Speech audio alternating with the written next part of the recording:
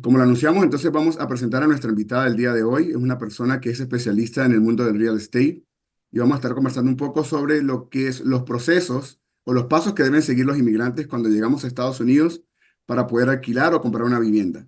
Acá les presento entonces a la señora Carolina Gasal, Realtor de licenciada en el estado de la Florida. Bienvenida, Carolina. ¿Cómo estás? Hola, buenos días, muchas gracias. Gracias por la invitación, Joana, Luis Manuel, encantada de estar aquí con ustedes. Un Gracias a placer. ti por tu tiempo y por compartir tu conocimiento con nosotros, que lo que buscamos es poder ayudar a la gente como nosotros que llega a este país y tiene que empezar a buscar desde un inicio no solamente arreglar la situación migratoria, sino también dónde vivir. Así es que por eso invitamos a Carolina, que tenemos en la oficina muchos clientes que también están como un poco perdidos en este punto, no saben qué hacer y nosotros a veces referimos, pero no tenemos el conocimiento de cuáles son los pasos, los procesos que deben seguir. Es por eso que decidimos en esta ocasión invitar a un especialista que sepa del tema. Que Carolina, bienvenida nuevamente. Y vamos a iniciar con una de las preguntas más, digamos, más solicitadas que nos hacen al momento de entrar, después de qué es lo que voy a hacer aquí en los Estados Unidos. ¿Cuáles son los primeros pasos que debe seguir un inmigrante para rentar, ¿no? O comprar una propiedad, digamos, en los Estados Unidos, a tu criterio? Bueno, en primer lugar, súper importante en general, para todos los procesos que nos toca hacer, tanto a nivel de búsqueda de vivienda como la búsqueda del seguro y todas esas cosas que necesitamos en esta nueva etapa, es súper importante que estén bien asesorados por un profesional que sea preferiblemente alguien recomendado por gente allegada a ustedes y que esté trabajando bajo un broker. Nosotros los realtors estamos siempre registrados con un broker que sea conocido y de confianza. Eso es súper importante, porque la gente no está solamente buscando una casa o una residencia, está buscando un espacio donde tener su nuevo hogar. Y eso es muy importante. Entonces, cuando la persona está referida por alguien cercano, esa misma persona también te va a poder decir si ese realtor es alguien que es empático con tu proceso. El proceso de iniciar una nueva vida en cualquier país, sea los Estados Unidos o sea cualquier otro país, es un proceso que viene acompañado de muchos temas emocionales. Viene con sentimientos encontrados, viene con el entusiasmo del nuevo comienzo y viene con el miedo de lo desconocido. Entonces, por eso es muy importante estar seguro de que uno está acompañado primero por un profesional con la licencia activa en el estado donde uno esté buscando la vivienda. Segundo, que esta persona venga recomendada. Y tercero, que te asegures de que esta persona entiende muy bien tu situación, tanto a nivel de que si es primera vez que estás buscando vivienda en Estados Unidos, si tienes mucho presupuesto, si tienes poco presupuesto. Todo eso es importante que tú percibas si realmente el realtor está entendiendo tu situación y está dispuesto a acompañarte. Entonces, para las personas que vienen con holgura económica y que a lo mejor ya han vendido su propiedad en otro país, a lo mejor pueden comprar cash, la situación va a ser diferente.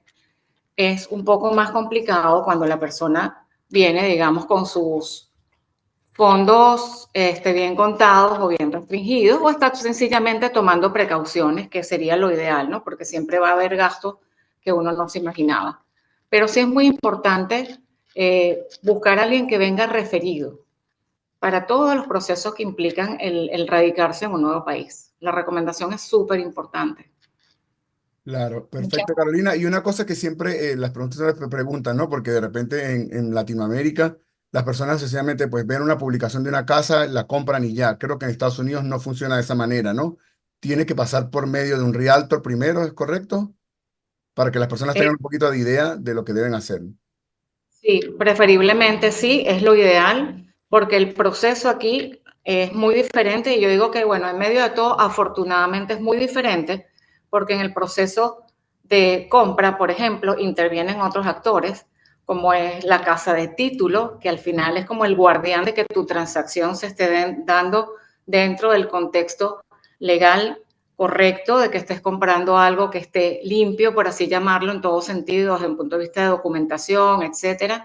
Y también en las rentas, para evitar posibles estafas, es muy importante que tengas un realtor que te esté acompañando y que no busques directamente en las páginas web, porque justamente cuando la persona busca por su cuenta es donde puede haber, digamos, más riesgo de estafa. Con esto quiero decir que nosotros todos tenemos, por supuesto, todos los realtors manejamos nuestras redes sociales. Yo tengo mis redes sociales, pero yo en mis redes sociales y en todas partes digo que soy realtor con licencia para el estado de la Florida y que soy una realtor que trabaja bajo Avanti Way, que es mi broker. Ante la duda, cualquier persona puede llamar a Avanti Way y preguntar, ¿Carolina Gasal es realtor y está registrada con ustedes? Sí. Entonces ya saben que yo estoy avalada, tienes la certeza de que yo estoy avalada por mi broker, porque quien más va a cuidar que mi conducta y mi trabajo sean lo más profesional posible es el broker bajo el cual yo estoy registrada, porque al final en muchas cosas puede ser hasta corresponsable de mis aciertos y de mis errores, ¿no? Entonces hay que tener mucho cuidado, igual pasa, creo que pasa mucho también con los temas migratorios, todo lo que sea muy amarillista, todo lo que sea muy de ofrecerte cosas que tú dices, wow, esto es un regalo, esto nadie me lo ha ofrecido, hay que ser muy prudente y no Sí. dejarse engañar por las propagandas que suenan, como dicen en inglés, too good to be true, demasiado bueno para ser O como cierto. decimos en español, lo barato siempre sale caro, ¿no? Entonces, Exacto. Y al final, este es nuestro trabajo y todo tiene un precio. Entonces, uno tiene que pensar que realmente lo que tú estás pagando es tu tranquilidad, de que estás bien acompañado por un profesional serio y comprometido. Por eso es que es bueno siempre, para todo, y esto lo generalizo de nuevo, no solamente para real estate, sino para todos los otros procesos. Saber que el estar bien acompañado también tiene un precio y un valor sobre todo un valor. Yes, qué bueno por no totalmente. saberlo.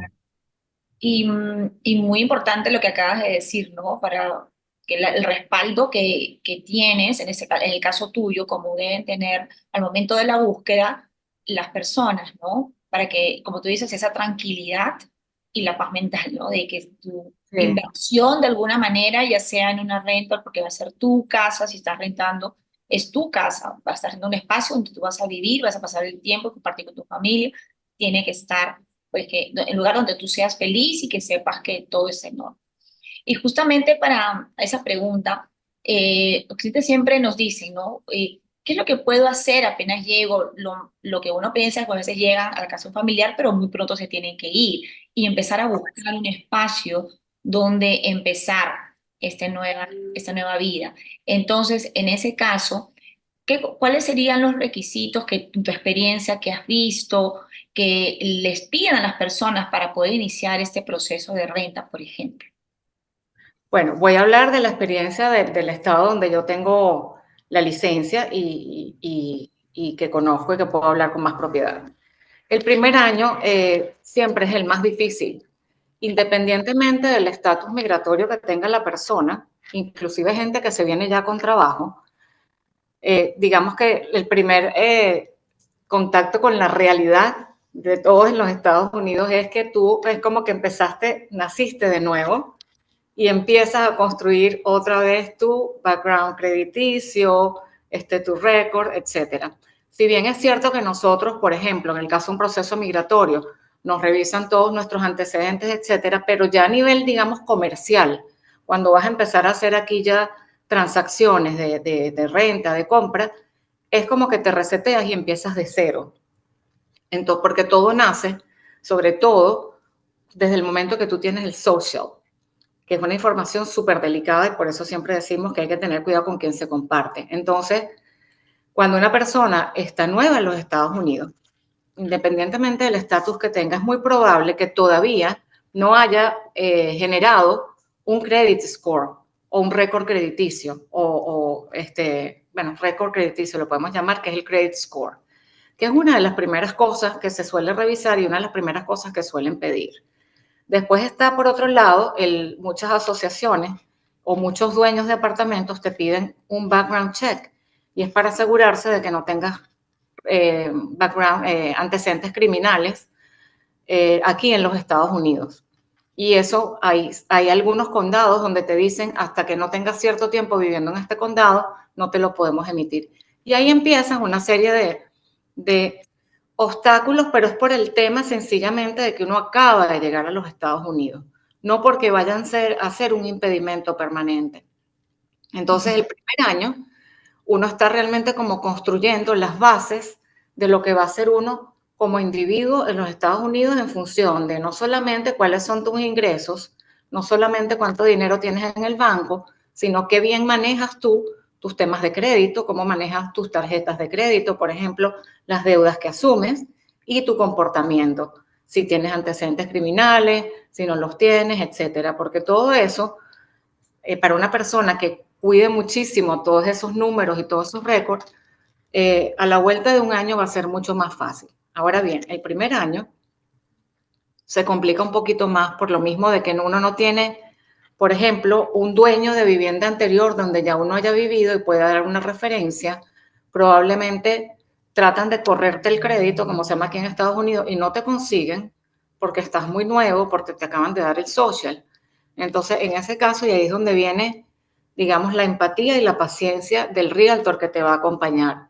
En esos casos se recomienda buscar, por lo menos para el primer año, ajustar muy bien las expectativas. Primero que nada, desde el punto de vista económico, porque independientemente de cuál sea tu estatus, si tienes o no tienes background crediticio o credit score, siempre vas a necesitar por lo menos dar 1 o 2 meses de depósito de renta, vas a necesitar pagar el primer mes, etcétera. Entonces, la primera recomendación que yo hago es que seamos muy conservadores y prudentes con el presupuesto que tengamos para la búsqueda de la vivienda.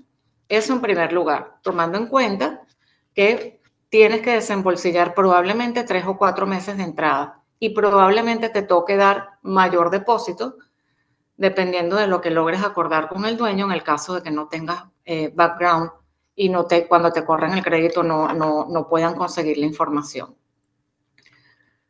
La parte difícil donde nos encontramos más obstáculos, parece mentira, es con las asociaciones. Muchas veces nosotros logramos contactar directamente. Yo, por ejemplo, estoy buscando una vivienda, vamos a suponer para Luis Manuel, yo sé cuáles son sus condiciones, contacto directamente al realtor del apartamento o de la vivienda que yo considero que se adapta, le explico cuál es la situación y muchas veces encontramos que hay un dueño que es empático, un realtor que es empático, que ha pasado por lo mismo o porque es paisano o por lo que sea y quieren ayudar, pero te dicen todo va a depender de la asociación. Y entonces, en nuestra experiencia, generalmente el obstáculo más difícil de manejar es la asociación, porque ellos funcionan de una manera muy, digamos, como robótica, por así decirlo, porque no tenemos la posibilidad de llegar a la asociación y conversar y explicar como lo hacemos con el dueño o con el realtor del dueño. Entonces, en ese caso, para el primer año, es quizás más recomendable ajustar bien el presupuesto y tratar de buscar viviendas que no estén sujetas a la aprobación de la asociación, que sí las hay.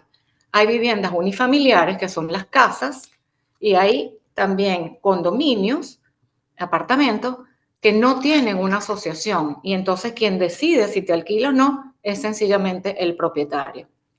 Ahí Ahora la te hago una búsqueda se pregunta. hace más exhaustiva, pero es el primer año. Claro. Ahora te hago una pregunta, Carolina, para que los que nos escuchan entiendan un poquito.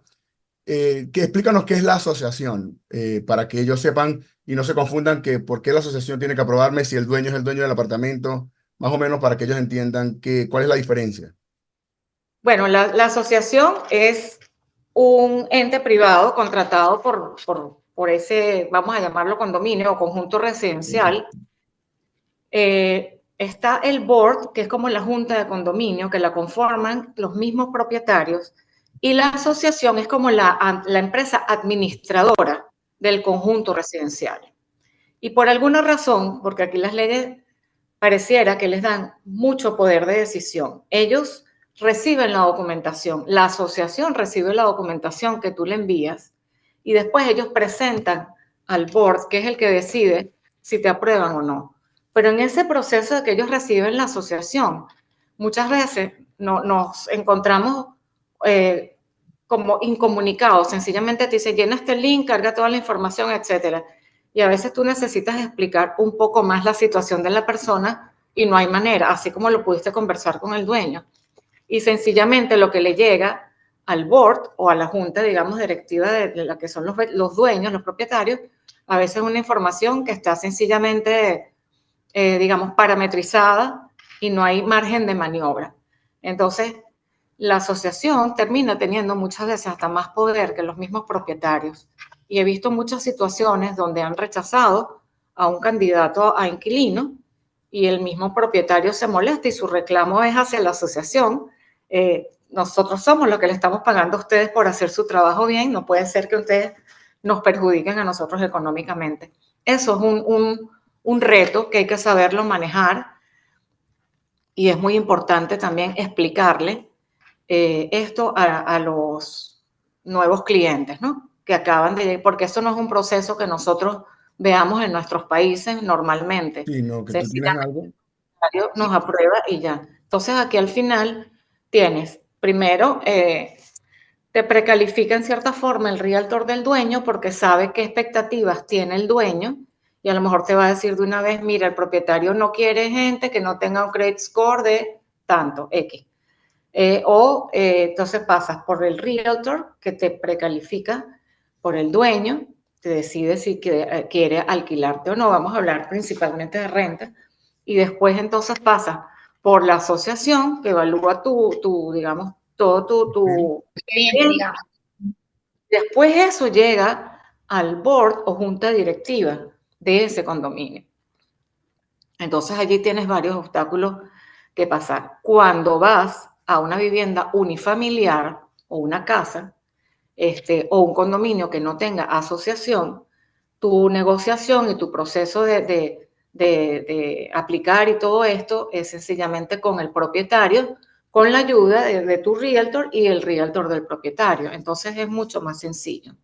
Sobre todo para el primer año, ya después que tienes un año de haber alquilado, que tienes un landlord o propietario anterior que puede dar buenas referencias tuyas, ya durante ese año has ido construyendo tu credit score, ya tienes unos ingresos en el banco que demuestran cuáles son, digamos que tú eres una persona que trabajas en algo lícito, todo eso es mucho más fácil para el segundo año y a lo mejor ya puedes decidir moverte hacia algo más, más cercano a lo que tú soñabas al principio. Esto para la gente que se le dificulte, ¿no? En el primer año pudiera ser mi recomendación en base a mi experiencia. Claro, Carolina, porque por ejemplo hay mucha gente que renta a los community, como a los, son como Rental community. a los rental Ujú. community, que el proceso es como diferente, ¿no? Ahí sí no tienes que pasar por todo eso que estás hablando, ¿no? Pero sí, hay rental community que el proceso es exactamente el mismo, que ellos tienen como los mismos parámetros de la asociación. Ok. Igualito te van a pedir el credit score, etcétera. Vas a tener, siempre hay que pagar, hay que tener en cuenta que ese es otro gasto adicional. Pueden ser $150 o más solamente por el proceso de aplicar y eso no garantiza que te aprueben, tanto en los rental como en el otro, y no te lo van a reembolsar porque es el costo del proceso. Los rental community, hay algunos que te aceptan y te dan la opción de recibirte como un cliente internacional y allí se hace todo más fácil. Pero esas normalmente también son rental community más costosas. Más costoso. Y si estás buscando una casa, de repente no. Esto renta community es más como apartamentos, ¿no? Este tipo de viviendas. Si buscas una Exacto. casa familiar, no creo que lo consigas tan fácil. Ahora, pero No, viéndolo por otro punto de vista, estas asociaciones, pues también es bueno porque filtra quiénes van a vivir, ¿no? Si estás buscando un lugar seguro, donde vivir, donde estar, o sea, creo que, o como propietario también estoy seguro de poder rentar algo sabiendo de que la persona que va a llegar a mi casa no es cualquier persona, ¿no? Por un lado, es bueno. Sí, pero en cierta forma es un trabajo que ya tú estás haciendo en el momento que tú decides alquilarle a alguien. Claro, Ellos Claro, están protegiendo son los intereses de la comunidad y por ende los tuyos, pero tus intereses los estás protegiendo tú, ¿correcto? Tú claro, filtraste al inquilino, pero ellos en realidad están actuando, vamos a hablar desde la buena fe, ahorita desde la buena fe de las asociaciones, este ellos país es de quieren buena fe también, todo es de buena fe.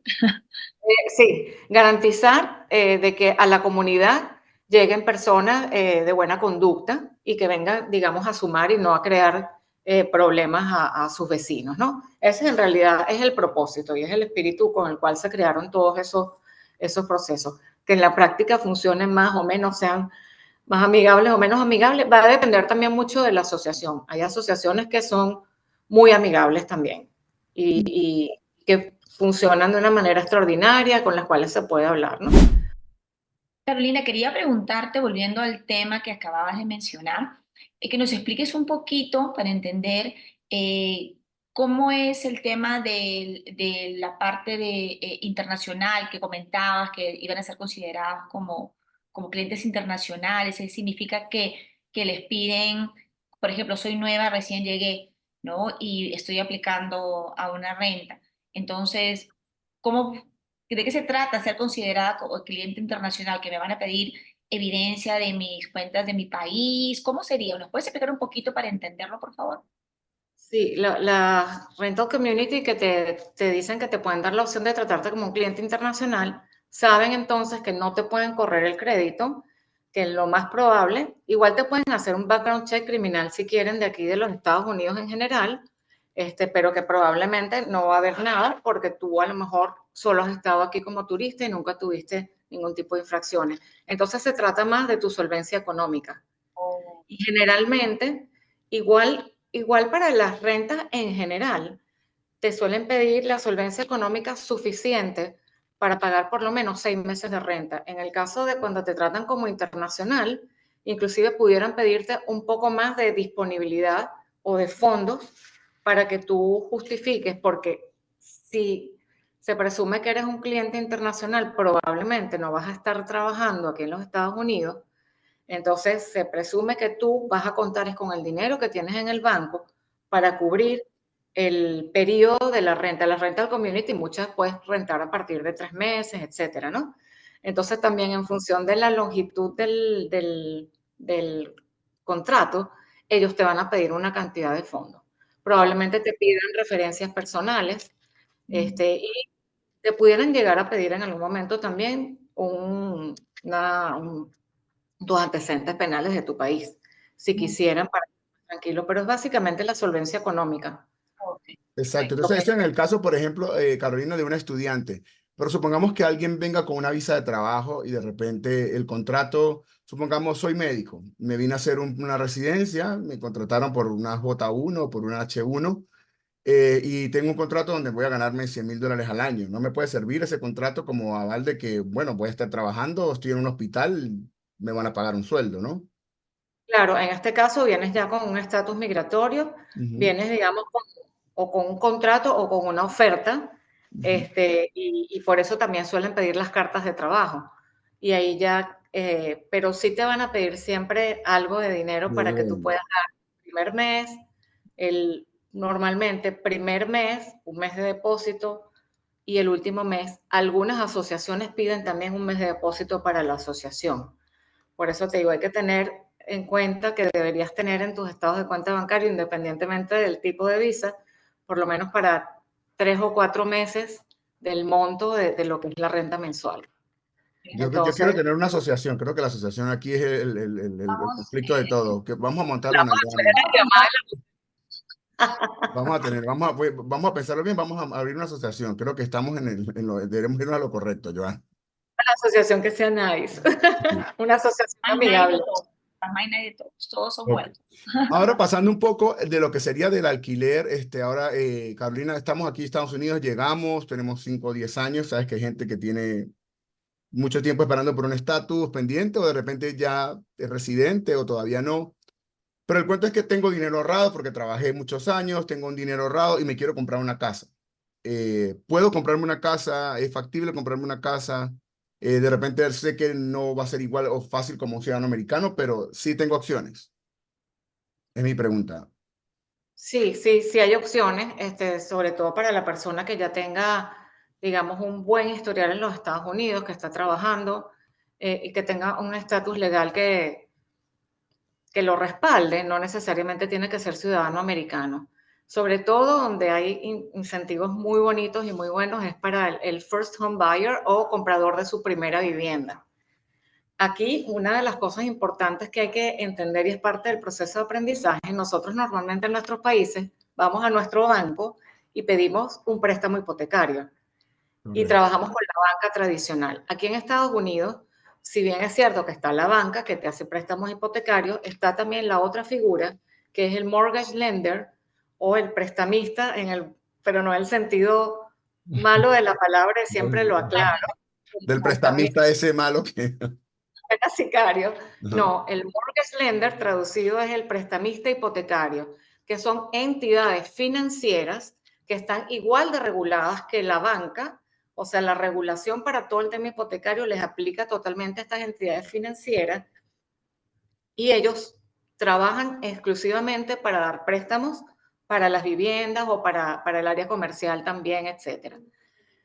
Los bancos normalmente suelen ser un poco más rígidos. ¿Por qué? Bueno, porque son estructuras más grandes y un banco nunca va a adecuar sus procesos a tus condiciones o a tus necesidades. El mortgage lender te da muchas opciones, estudia tu caso quizás con un poco más de flexibilidad y la recomendación es que todas las personas vayan, por lo menos conversen con 2 o 3 mortgage lenders y también si tienen ya su banco tradicional, por ejemplo, ya tienes cuenta en Citibank, Bank of America, igual consulta con tu banco para tu tranquilidad, ve qué opciones te da tu banco según tus condiciones, según cuánto dinero tienes, cuánto ganas, etcétera, qué es lo que aspiras. Este, Hoy vas también entonces al mortgage lender. El mortgage lender te va a dar probablemente más alternativas. Por ejemplo, los mortgage lenders dan préstamos para los clientes internacionales. Con esto quiero decir los que no viven aquí en los Estados Unidos. Bueno, Cuando te volteas al banco, le preguntas, por ejemplo, Citibank, mi banco, te dicen, no, nosotros no le prestamos para vivienda a gente que no viva en los Estados Unidos. Entonces, el mortgage lender allí es mucho más flexible y generalmente por eso van a ver que la mayoría de las personas escogen un mortgage lender. Y esos son todos, eso es, digamos, otro mundo, eso es otra licencia, eso es otra especialidad dentro de lo que es el real estate y hay muchísimas alternativas, porque hay alternativas que dependen de tus ingresos, hay alternativas que dependen de que tú tengas los fondos suficientes en el banco que respalden la cantidad del préstamo, etcétera. Yo invito a todo el mundo, y es lo que me gusta hacer con mis clientes, que tengan por lo menos 2 o 3 reuniones con 3 prestamistas o bancos diferentes y escojan el que les dé más confianza y el que les dé la alternativa que más les funcione. Lo importante aquí es que todos ellos están regulados y eso es importante que la gente lo lo entiendo. vaya aprendiendo poco a poco con el tiempo. Pero sí hay opciones, yo misma me he quedado sorprendida. Inclusive hay algo muy lindo aquí en los Estados Unidos, que es que no pueden discriminar a la persona por la edad. Dentro de lo que es fair housing, entre las muchas cosas por las cuales tú no puedes discriminar a una persona, es también por su edad. Entonces, una persona, digamos, de mi edad, puede optar por un préstamo a 30 años. En ese sentido, se presume que en caso de que ya yo no esté, son mis herederos los que asumen el liability de la deuda, ¿no? Pero eso es algo que es bonito que la gente lo tenga en el radar, porque normalmente en nuestros países el tema de la edad nos afecta. Aquí, por lo menos en el estado de la Florida, pero creo que es en todo Estados Unidos, porque Fair Housing es federal, la gente, independientemente de su edad, va a poder tener acceso a pedir préstamo. Pedí un De, préstamo. Wow, qué interesante. Es muy bueno sí. saberlo. Y por otro lado, ahora, dijiste una cosa con los financistas, porque entonces ahora ya no tengo mi mejor amigo que es el realtor, sino ahora tengo que buscarme mi otro mejor amigo que debe ser el financista, ¿no? Porque me deben ayudar ambos. O el mismo realtor me puede ayudar con un financista, o no se involucran, o el realtor se Bueno, dedica. muchas veces puede ser que solemos trabajar en equipo. O sea, la verdad, de nuevo como todo, ¿no? Y me imagino que ustedes también en la oficina. Al final, siempre lo digo, la mejor manera de que nosotros cada quien ejerza su profesión es creando muy buenas alianzas con muy buenos profesionales que lo acompañen a uno para que uno también le pueda ofrecer al cliente soluciones integrales. Aunque mi área es realtor y yo estoy autorizada para trabajar solamente como realtor, yo bien puedo recomendar a la casa de títulos y decir, con esta casa de títulos que yo trabajo no he tenido nunca problemas, con estos mortgage lenders yo he trabajado y siempre ha sido súper bien la relación, han sido súper flexibles, han sido súper empáticos con el cliente, etcétera. Esa parte es importante. Nosotros normalmente sí nos hacemos un equipo bueno, hasta de realtor, de colegas que nos colaboran, inclusive si la búsqueda no es en la ciudad donde uno está. Yo, por ejemplo, estoy en Miami, yo tengo alianzas, por ejemplo, con una colega en Orlando con la que trabajo súper bien. Entonces, uno recomienda, pero lo que uno no debe nunca ni puede es obligar al cliente a usar esa casa de título o ese mortgage lender. Eso no está bien, no está permitido. Eso ya es decisión del cliente, pero uno trata de llevarlo y está también, por ejemplo, el inspector, el que viene a inspeccionar la vivienda, que es otra persona que interviene en el proceso de compra. Si vas a asegurar la casa, está también el seguro. Entonces, lo ideal, y ahí es donde yo digo, estar bien acompañado es alguien que te pueda por lo menos recomendar y no una sola opción, varias opciones. Entonces, eso para mí forma parte del valor agregado del trabajo de un buen realtor, de un buen profesional de real estate. Entonces, en resumen, en esta parte, si estamos buscando comprar de repente una propiedad, entonces es empezar a trabajar nuestro crédito, empezar a ahorrar, porque es muy probable que nos piden no, probable no, nos van a pedir una inicial, ¿verdad? Para poder cubrir los primeros gastos, me imagino del cierre, etcétera, de acuerdo a las condiciones del préstamo, ¿no?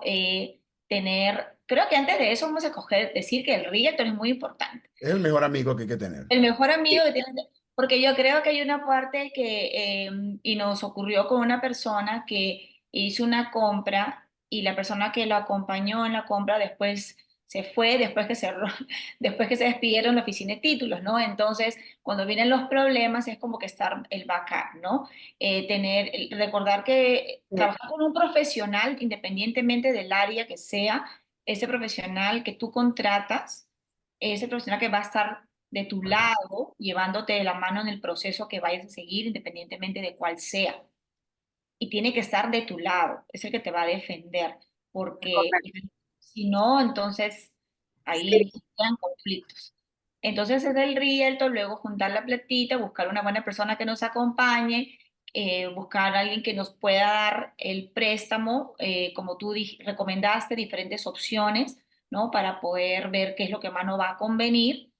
Y luego ya los procesos de cierre, el inspector es muy importante para saber que el dinero que vamos a invertir va a estar bien salvaguardado y no que no hago la inspección y después que hice el cierre me di cuenta que el techo tiene un hueco.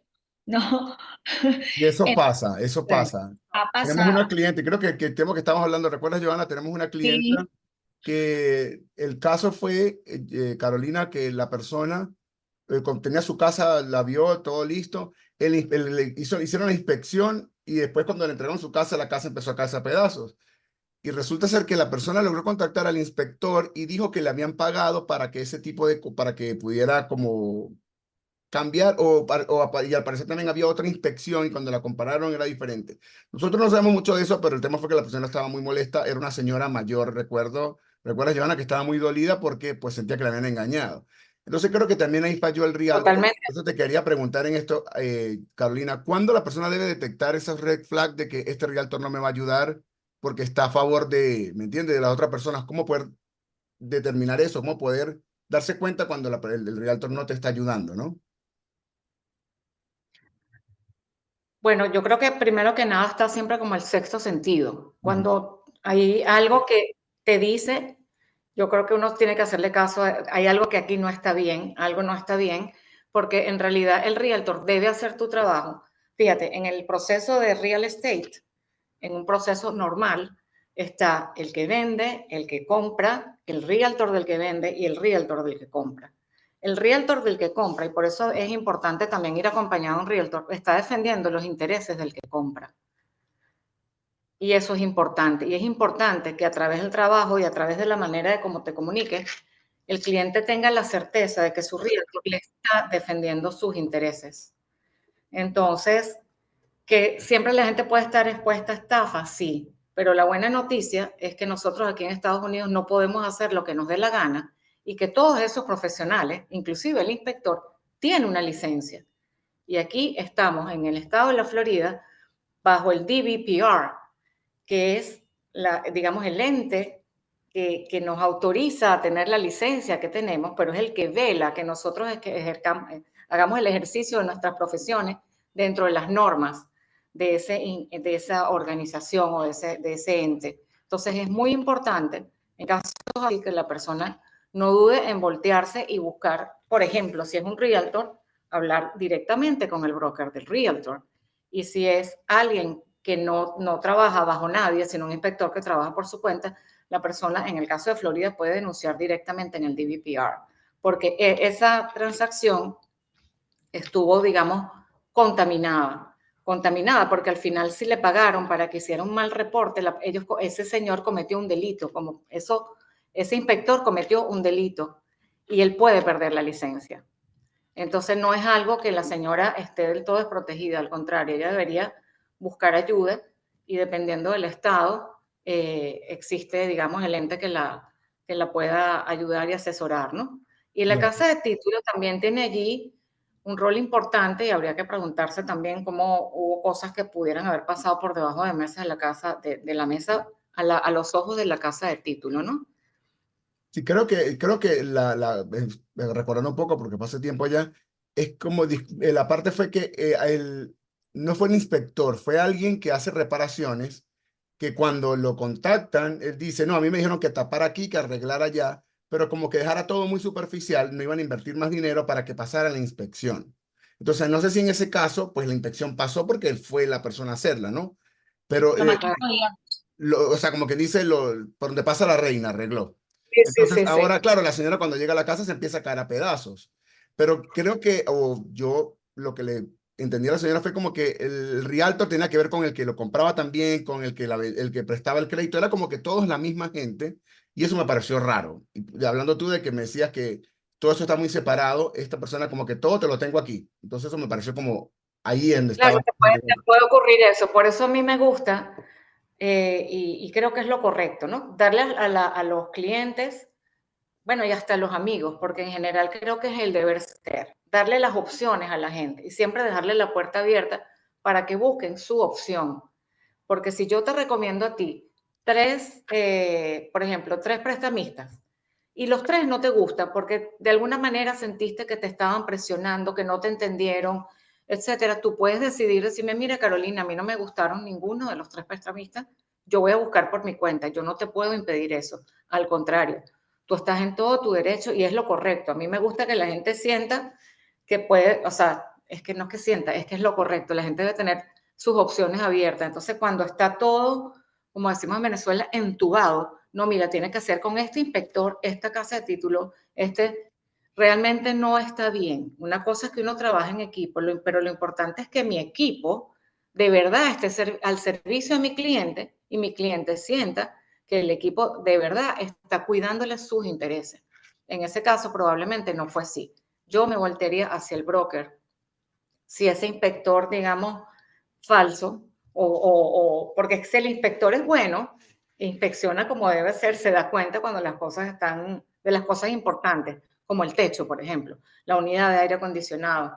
Esas son las cosas críticas en las casas, por ejemplo, ¿no? Entonces, pobrecita, quizás vieron que era una persona mayor, se aprovecharon de su buena fe, pero no está bien. Y ella pudiera tener, dependiendo del estado, a quién voltearse y reclamar. Y no sé qué tipo de seguros también tendrá ella. Hay seguros de título que se paga cuando compras con un préstamo. Y esos seguros a veces te protegen contra muchas más cosas de las que tú te puedas imaginar. Claro, correcto. Sí, sí, tienes toda la razón. Y bueno, parece que es importante siempre, como dijiste desde el comienzo, tener un realtor que te asesore, que le tengas la confianza, que sea recomendado. Y creo que esa parte que dijiste tiene mucho peso ahorita, ser recomendado, porque si yo busco a alguien que ya ha trabajado con 5 o 10 personas que yo conozco, creo que no voy a tener ningún problema, ¿no? Porque ya viene de una buena referencia. Sí. Me gustaría tocar un tema aquí también importante, aprovechando el espacio, que me parece lindo recordar siempre, y lo mencioné hace rato, que es la ley de Fair Housing, y recordarle a todo el mundo que nosotros estamos en un país donde tenemos nuestros derechos muy claros y muy bien protegidos y muy bien expresados. Nadie nos puede discriminar, por ejemplo, por nuestra raza, por nuestro origen, por nuestra religión, etcétera. Esto es importante que la gente lo tenga claro, porque una de las cosas que nosotros como Realtor debemos tener claras y nos lo recalcan muchísimo durante nuestro entrenamiento, nuestro curso por licencia de ética, es que nosotros no debemos de ninguna manera, por cualquiera de las condiciones de la persona, estigmatizar el proceso de búsqueda de vivienda. Con esto quiero decir de que no puedes asumir de que solamente porque una persona tenga una religión X, solamente puede vivir en una zona geográfica X y que sea digamos, como bias, digamos, del realtor. Eso no está permitido y es importante que la gente lo sepa y lo tenga claro, y creo que es una de las bendiciones de vivir en un país como los Estados Unidos, sobre todo en los estados donde estamos nosotros, que hay tanta diversidad, y saber que esos derechos están protegidos por unas leyes federales, el de no discriminación, ni por tu origen, ni por tus condiciones físicas, ni por ningún tipo de discapacidad, ni por tu religión. Entonces, si bien es cierto, hemos estado hablando de cosas que te pueden hacer más difícil el proceso de búsqueda de vivienda, pero son, digamos, hechos y muchas veces están vinculados a temas legales. Por ejemplo, sí necesito que seas una persona solvente, sí necesito que me demuestres que tienes fondos, pero eso es totalmente diferente porque eso es más un proceso administrativo y no tiene que ver con las características personales de cada uno de nosotros, ¿no? Bien sea nuestro origen, bien sea nuestra religión. Entonces, me gustaría dejar esto también en esta llamada, porque creo que es una de las cosas lindas de vivir en ambientes multiculturales y no olvidar nunca que somos nosotros, por ejemplo, inmigrantes, y que por más que tengamos 40 años en el país, 20, 30, o nos hagamos ciudadanos, en algún momento, cuando llegamos, alguien nos abrió las puertas, alguien nos ayudó a rentar nuestra primera vivienda, alguien no le importó que a lo mejor yo no tuviera un trabajo, pero apostó a que yo, por las razones que fuera, iba a poder ser un buen inquilino, etcétera. Pero eso está respaldado también por muchas leyes muy buenas que tienen los Estados Unidos, y que es lindo que los nuevos inmigrantes las conozcan, porque aquí no estamos desprotegidos y venimos muchas veces con, digamos, la inercia de que en la mayoría de los países de Latinoamérica las leyes no funcionan. Entonces uno se acostumbra a veces a estar o maltratado o engañado y dice, bueno, una más. Aquí no. La buena noticia acá es que los sistemas sí funcionan, sí están reguladas, muy reguladas las profesiones, y siempre va a haber un ente al cual poderse voltear y pedir asesoría y poderse orientar cuando uno sienta que algo en una transacción, del tipo de transacción que sea, algo no está bien. Y yo creo que eso es una buena noticia para todos los que somos gente de bien. Claro que sí, claro que sí. ¿Qué dice Johanna? ¿Qué piensas de todo esto? ¿Qué recomendación nos das? Vamos a comprar. Vamos a Todo. comprar, ¿verdad? Vamos a salir. Así Y que ya comprar. sabes, si vamos a comprar en la Florida, tenemos a Carolina. Eh, Johanna, no sé si tengas algo que quieras No, comentarnos. nada más. Creo que todo muy claro. De todas maneras, si desean saber un poco más del tema y les gustaría que volvamos a tocar o ampliar algunos puntos que no les quedó claro, con mucho gusto nos escriben y nosotros consideramos volver a hacer, probablemente volver a invitar a Carolina para que nos dé un poquito más de detalle en algunos puntos. Nada, te agradecemos, Carolina, tu tiempo, tu conocimiento, por compartir lo que sabes, todas las recomendaciones que nos has dado, que esperamos que hayan sido de utilidad para todos ustedes Claro que y que les den ya una idea, tengan otra idea ahora al momento de salir a buscar dónde vivir, ya sea una renta o una compra, pues sepan cuáles van a ser un poquito los pasos que tienen que seguir y no se olviden de buscar una persona, un realtor que tenga licencia, tal como dijo Carolina, que tenga un broker que lo respalde y que realmente ustedes sientan que están cuidando sus intereses. correcto. Importante. Así es. Ahora, bueno, Carolina, antes de despedirnos, yo te voy a hacer unas preguntas donde tú vas a elegir dos opciones. Tú vas a elegir cuál es A ver. para tener una idea más o menos de todo esto que hacemos. Entonces, empezamos. ¿Alquilar o comprar? Al principio alquilar, hasta que estés seguro de que te gusta primero también la ciudad y la zona. Y depende también mucho, no lo mencioné, del colegio de los niños. Importantísimo. Importante la gente que viene con niños y eso es un tema súper importante, perdón que Y sé después que tenemos que volverlo a tocar ese tema de cómo buscar las viviendas en el colegio. Eso es un tema que tenemos pendiente. eso es importante. A ver, ¿casa o apartamento? Bueno, quien ha vivido siempre en casa le va a gustar tener su casa con jardín. Las casas tienen muchos gastos y eso sí hay que tenerlo en cuenta. Quizás no tengan gastos de condominio, pero yo soy más de apartamentos. Entonces creo que también al principio, igual por el tema de controlar los gastos, quizás en apartamentos es mejor el primer año, hasta ver después, entender bien cómo funciona la economía en la vida real un año después. Claro Ese que sí. reality nos hace falta. Ok, tocando el tema de el First Buyer, el programa del First Buyer que tú mencionaste, ¿cuál es el valor promedio de una vivienda en el estado de la Florida, por ejemplo, para una persona? Mira, más o menos como el averaje ahorita de toda la gente que está comprando, y principalmente ahorita son los millennials como los primeros compradores, porque ya son los adultos mayores de 30 años con ingresos, etcétera. Estamos hablando de a partir de $400,000. Fuera del área, digamos, de Miami más costosa, lo que está más cerca de downtown, etcétera, hay muchas zonas muy lindas, retiradas, que son los suburbios, donde las viviendas son más económicas y la gente por $400,000, $500,000 se pueden comprar su casa con jardín, y acceder a su préstamo con muy poca inicial por ser su primera vivienda. Y hay ¿Dónde, muchas po- opciones dónde muy podemos comprar lindas. los mortales? Porque para poder comprar en Brickell, yo tengo que ser el hijo de un diplomático, de alguien de Latinoamérica para poder Hay, comprar. No, hay entonces, de los todo, porque normales. no, de repente eres una persona sola y puedes comprar lo mismo que cuesta una casa en Pembroke Pines, por ejemplo, ¿no? Pero tú quieres vivir, acuérdate que está el tema del location, el location define muchísimo el costo, ¿no? Pero vamos a decir que el promedio, o sea, para la clase media estándar y que somos como que el volumen más de gente, es a partir de 450,000, puedes comprar algo muy bueno en las zonas que no Una son más. zona trabajadora y, Ahora, digamos, el punto de vista de inversión, si me compro el apartamento pequeño en el centro de Miami y la casa en Pembroke Pines, en 10 años, ¿qué me va a valer más?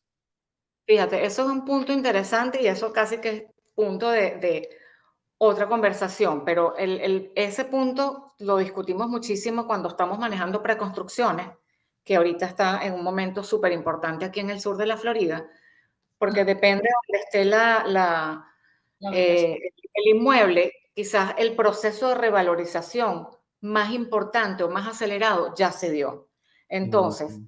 compras en Brickell, lo vas a comprar ahorita, Brickell ya está caro, por decir Brickell, pero Brickell va a seguir revalorizándose. ¿Por qué? Porque es que en general el sur de la Florida, que es donde más búsquedas se hacen a nivel mundial, en un status quo se va a seguir revalorizando. ¿Qué Compra donde zonas se compra. van a revalorizar de una manera impresionante? Zonas nuevas, sobre todo estas que son como nuevas ciudades que ahora tienen más independencia. Por ejemplo, hay un sitio que ahorita mismo está, o sea, accesible para el lujo que va a tener en el futuro, que es North Bay Village, por ejemplo, Ujú. porque es que están empezando todos esos desarrollos y va a ser algo súper de lujo, súper costoso a la vuelta de 2 o 3 años. Entonces, esa curva, digamos, de ese sitio, por llamar algo, va a ser así, mientras que a lo mejor la curva de la revalorización de Downtown o Brickell se va a mantener, pero no va a ser porque ya Brickell y Downtown pasaron por eso. Barça. Tienes el Cotter, por ejemplo, que está, está al norte de Downtown, que se está revalorizando también, que es como, si quieres estar en esa zona, es a lo que yo apostaría. Estás bastante cerca, pero no estás en el medio y se va a ir revalorizando con una curva un poquito más hacia arriba que lo que ya se disparó en el pasado, ¿no? Correcto, y como hablamos hace rato, si tenemos... ¿Qué Eso va a decía, ser señora? otro podcast, me parece. Sí, yo creo. Y también eso hay que ver tiempo. Si vas a tener chamos, creo que vivir en Brickell no va a ser la mejor opción. Así es. Claro, eso es otra cosa también. Entonces, por eso es que lo que son los suburbios, al final lo es, dices, claro, es como es un poquito cliché de lo que vemos en las series americanas, pero es que es la A realidad. los gringos les O sea, gusta eso, vivir en suburbio. claro, vives en el suburbio con tu casa con jardín, tienes lugar para tu mascota. Entonces ahí es donde la gente decide, ves las opciones, por ejemplo aquí en el sur de la Florida. Fíjate, porque Weston es un sitio donde va mucha gente, por lo menos los venezolanos, que son el grueso de los amigos míos, porque son las mejores escuelas públicas, las mejores ranqueadas. Entonces la gente que tiene niños dice, sí, está más retirado, es más tranquilo, pero mis hijos van a tener una excelente educación con Sí, un y eso poco forma parte de cómo funciona el sistema educativo de Estados Unidos, eso es otro tema también que hay que tocar. Otro tema. es un factor ¿Cómo está el sitio? importante para la toma de decisión del location cuando tienes niños. Entonces, Perfecto. muchas veces realmente la combinación termina siendo cuál es tu presupuesto para uno como realtor precalifica y después el mortgage lender preaprueba. Uno para precalificar, entonces lo primero es eso, la factibilidad desde el punto de vista económico y después si tienes niños, entonces como esa información afortunadamente los sistemas aquí son extraordinarios y es pública, tú de una manera, ya de una vez puedes saber si en esa zona que a ti te gusta y que puedes pagar, los colegios son buenos, los charter schools, por ejemplo, son buenos, entonces ya ahí tienes jackpot. Entonces te Claro. enfocas, eso es súper importante, sí, en el proceso. Perfecto. A ver, Carolina, ¿hay una época del año para comprar vivienda, la mejor época del año o no? Mira, pareciera que por alguna razón estadísticamente dicen que en abril es cuando más procesos de compraventa hay, me imagino que porque la gente ya pagó los taxes. Ah, Pero ok. mira, en realidad el mercado en general, no solo en real estate, es muy psicológico. Entonces yo siempre digo, el mejor momento para comprar una vivienda es cuando tú estás preparado para comprar una vivienda. Y cuando... Ese es el momento. Y es preparado, inclusive psicológicamente, a asumir el compromiso de un préstamo, por ejemplo. O el compromiso, si lo tienes todo cash, de sacar esa plata del banco y apostar a que esa plata va a estar mejor invertida en un inmueble. Pero el mejor el mejor momento para mí es cuando realmente tú estás preparado y porque puede ser un mejor momento para el mercado y realmente tú no estás en ese Estás momento preparado. listo. Ahora, hablando de dinero, nos vamos a los 400,000. Quiero comprar mi casa. ¿Qué porcentaje inicial debo tener para poder comprar esa casa? Esa respuesta te la va a dar el mortgage El lender, mortgage dependiendo lender. del programa por el cual vas a aplicar. Ok. Pero si ¿Qué es un puntaje de first home crédito? buyer, mejor 3%. A lo mejor el 3%. Estamos hablando, señores, de $12,000 más o menos tendrá que tener. Sin embargo, bueno, cuando vayan a comprar la casa con Carolina, Carolina les va a presentar el mejor mortgage lender para que les diga cuál es el porcentaje que necesitan, así que vayan ahorrando el dinero. Puntaje de crédito. ¿Qué puntaje de crédito debería tener para comprar una casa como mínimo? Mira, 700 puede ser, eso sí te lo estoy diciendo así from the top of my head. Pero Porque para que depende vaya seguro, para que vaya seguro de que no le vayan a rechazar, ¿correcto? de 700 ya vas a estar, digamos, en Creo los que también rangos. eso va a depender mucho de quien te vaya a hacer el préstamo, no dentro de los requisitos que te vayan a solicitar, cuál es el porcentaje mínimo que debes de tener para que puedas tener un background crediticio que te va a garantizar que te puedan aprobar en ese préstamo. Hablo por experiencia. Claro. Y la última pregunta, Carolina, que yo siempre veo que las personas cuando van a la oficina también con impuestos tienen que pagar miles. Y tengo que pagar $200,000 en impuestos porque tengo que comprarme una casa. Yo nunca lo he terminado de entender. ¿Cuánto debo declarar para comprarme esa casa de $400,000? Bueno, el monto no lo sé. Así, from the top of my Eso de head, no top, lo sé. claro. Lo que sí es importante, y esto es en general, el tema es otra cosa que te legitima en los Estados Unidos para que tú puedas tener acceso, inclusive a procesos migratorios, de peticiones familiares que ustedes conocen muy bien, como comprar una vivienda, como comprar un auto. Definitivamente el ser un taxpayer solvente es, en el primer mundo en general, la mejor manera de tú estar legitimado y transparente ante cualquier autoridad pública o privada que te vaya a evaluar para lo que sea. Entonces, la cantidad de impuestos no es que sea la cantidad de impuestos, al final es tu solvencia económica, porque tú puedes ganar mucha plata, pero resulta que tienes tantas deudas que ni aunque ganes $100,000 mensuales, estás viviendo más por encima de lo que tú puedes, ¿no? Gastas más de lo Entonces, que tienes. la regla general a nivel mundial es que tu costo de vivienda no debería ser más de aproximadamente el 30% de tus ingresos. 33%. O sea que si me Eso gano es $10,000 al mes, no debería, el pago de mi casa debería ser $3,000, ¿correcto? el tres Más mil o menos. quinientos Depende del household, o sea, también si tú estás casado, entonces ahí es diferente porque son las dos personas Personas. poniendo, las cosas son más fáciles, ¿no? Si es una persona sola, la carga se hace un poquito más pesada. Pero básicamente no es un número, es algo que es relativo y es proporcional. Tu ingreso versus tus gastos y las deudas. Claro, porque podemos ganar, supongamos, Joana y yo estamos casados, ganamos $30,000 mensuales, pero a Joana le gusta manejar un Maserati del Ferrari, año, pagamos $2,000 de carro, yo tengo otro que cuesta 2,000, entonces de los 20,000 nos gastamos 18. No tenemos capacidad para pagar una casa, exacto, y ¿correcto? la última cocina que hicieron les costó $60,000 y tienen esa deuda y no la han pagado. Y entonces, claro, es básicamente de nuevo, o sea, tu solvencia económica no la determina tanto lo que tú ganas.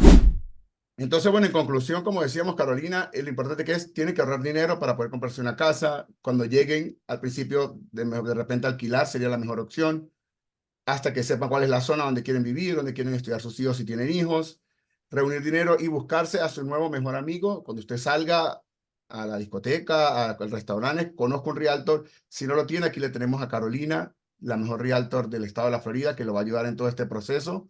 Le vamos a dar los datos de Carolina para que la puedan contactar y decirle que va recomendada aparte de Joana y de mí, para que entonces Carolina lo pueda llevar por la Florida. Como le dijo, si no es en Miami, está en Orlando, está en cualquier parte de la Florida y próximamente en otros estados también de Estados Unidos, ¿correcto, Carolina?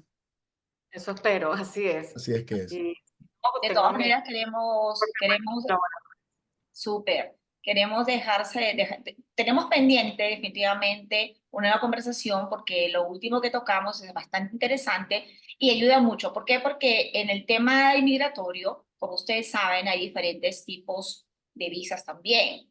Entonces, hay puntos que le interesan a inversionistas que quieren comprar y que no saben que en este país, pues siendo extranjero, también tienes una opción para una compra y no necesariamente quieras venir a vivir aquí, simplemente quieres tener una inversión, que probablemente esa inversión en un futuro, dependiendo del número de propiedades que tengas, te pueda ayudar a un tipo de visa. Entonces es muy importante esta parte.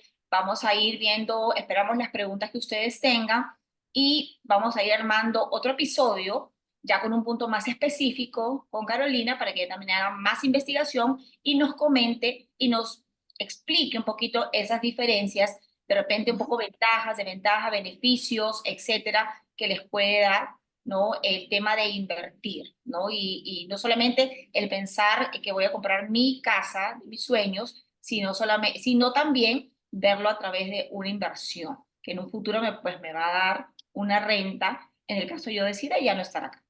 Así es, Joana. Además que toda esa inversión es importante porque nosotros tenemos clientes que dicen, bueno, pero ¿y si compro una casa y después me tengo que ir? Amigo, la casa en 10 años le va a valer cualquier cantidad más de dinero de lo que usted la compró. Asumo que la puede vender, paga el banco y lo que le queda le va a dar, va a poder comprarse 2 casas en su país. Entonces, creo que este país te da vale. la oportunidad de que indiferentemente no tengas un estatus migratorio, puedas invertir y nadie te va a quitar el dinero, nadie te va a quitar tu inversión. Si por alguna razón te tienes que ir a Estados Unidos porque no tienes un estatus, creo que la propiedad no te la va a quitar el gobierno como hay gente que me ha preguntado, mira, si tengo un hijo me lo van a quitar. No, eso es suyo, ¿quién se lo van a quitar? Así ya nacido aquí, igual es la casa. Entonces, esos mitos que existen de que si compro una casa me van a aprobar un estatus migratorio, tampoco te lo van a aprobar por compartir una casa, pero no te lo van a quitar. Entonces, donde usted invierte un dinero, y creo que a lo mejor, no sé si estoy equivocado, veo mejor invertir el dinero en una propiedad, en una casa, que de repente tenerlo en un banco sin hacer nada, ¿no? En 10 años creo que me va a valer más la propiedad. El real estate, corrígeme Carolina, siempre considero que el real estate es una inversión a largo plazo, ¿no? Que te va a seguir dando dividendos al momento que va pasando los años por el tema de la valorización, tal como Carolina lo explicó, y que va a ser parte del siguiente podcast que pronto lo anunciaremos. El real estate es la mejor inversión. Si yo me gano la lotería ahorita, me compro 4 condominios y me voy todos los primeros 5 días cada mes con una libreta a cobrar la renta y ya no tengo que preocuparme por más nada. Eso nunca me va a dejar de generar dinero ni nunca me va a morir de hambre. Entonces, Y la cuando mejor lo tengas inversión que del mundo para vender, mí es el real estate. y cuando tengas que vender, recuperaste la inversión que hiciste y te quedaste con equity. Todavía, exacto. Entonces, eso es lo que voy a hacer. Me falta primero ganarme la lotería, así que vamos a ver. Te Vamos a buscaré, seguir hablando más Carolina. raspadito, más raspadito. Me buscaré ¿Jugando a Carolina. la Cuando, lotería? cuando me gane la lotería, te La buscaré devolver. Carolina. No, por supuesto, aquí te espero. A la Ok, orden. entonces, bueno, Voy a amigos, comprar casa yo. gracias por escucharnos Voy a hoy una vez administrar. más con nuestra invitada Carolina Gazal. Le vamos a dar todos los datos de Carolina para que busquen un realtor. Recuerden, después no digan, ay, me busqué una persona equivocada, se le estafaron. Se lo dijimos, busque a Carolina Gazal, que lo va a poder orientar en todo este proceso de comprarse una vivienda, que es un proceso delicado y que debe ir acompañado de un profesional. Gracias, Carolina. Muchas gracias. Un placer haber compartido con ustedes y a la orden siempre para acompañar a quienes necesiten y con mucho cariño. Claro que Muchas sí. Hasta luego y gracias. nos vemos entonces en nuestro próximo episodio.